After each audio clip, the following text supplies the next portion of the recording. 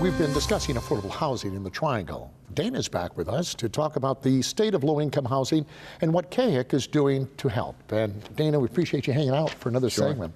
We kind of touched on it a little bit in the first segment, but I'd like to go back to it because I remember public housing, which was pretty rampant there, but they became projects and not a very nice place to live. I think you remember those days too. I don't see that happening now, certainly not with this. And we talked a little bit about the differences, but can you go into that a little more specifically? What's the difference between the 60s and 70s and now? Sure, and back in the 60s and 70s, it was very high density housing with no services within the development at all, let alone proximity to employment, transportation, and other services that are essential to any family, whether you're higher income or lower income, you still need access. And those types of developments just didn't have it. And today, we do? This is a part of the project, I guess. Today it has changed dramatically as housing finance agencies, municipalities are putting together their development plans. They're looking hard at how can we make these residents in these projects be successful? And it's access to transportation, access to services, things that people need just to survive. We're looking at all the things everybody else needs and wants and desires, and including them in this type of project. I mean, let's pick Raleigh, which is where we are now. Yeah. I mean, over the years, we've had a few very successful developments, two in particular. One called Parkview Manor, which is a senior facility, residents 55 and older, 90 units, as part of a greater development that was previously known as Halifax Court. It was a tough area. Some of those areas you might not want to be around late at night, but look at it now. It's a mixed income, mixed use development. In addition to this wonderful affordable housing we built up, there's market rate, there's commercial, there's community services. Outside of the development itself, that community has become very vibrant. Home values are appreciating. It's making a big impact. The community around it is starting to thrive. People are taking greater pride in their homes. It has a waterfall effect. That did not occur back in the 60s and 70s. It does now. In the 60s.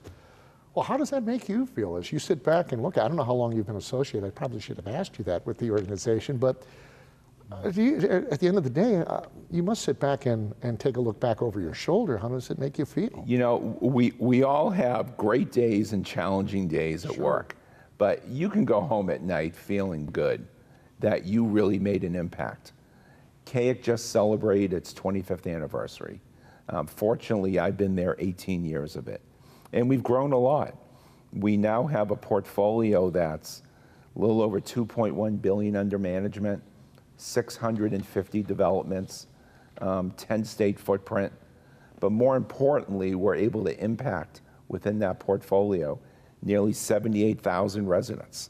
Oh, you got to feel good about that. What are the challenges moving forward then? You had mentioned the tax reform, which you were concerned about, but as you look down the road, what kind of challenges do you have to overcome? Sure, I mean, some of the big challenges are cost containment. Costs are rising, no different than the market rate environment. So it's working with developers, housing finance agencies, communities to say, how can we control these costs? Good example is just last week. In Durham, the city council made a recommendation to increase density on certain affordable housing developments located right on the proposed Durham-Orange light rail line. Very ingenious. It's a way to say, promote affordable housing, but more importantly, be that much closer to transportation and services. Ideas like that are going to make a big difference. Also, when you look compared back to the 60s and 70s, at that time, they didn't really have any tenant or project-based services. That is changing nationwide. Locally, CAHEC is trying to be a big part of that. Since our inception, we have granted over $13 million of our own income towards a variety of tenant in project-based services. Might range from playgrounds, fitness centers, adult scholarship programs, disaster relief monies, a host of programs geared towards making the life of those residents that much more successful, making the project stronger, helping those communities to thrive. It's really made a big difference.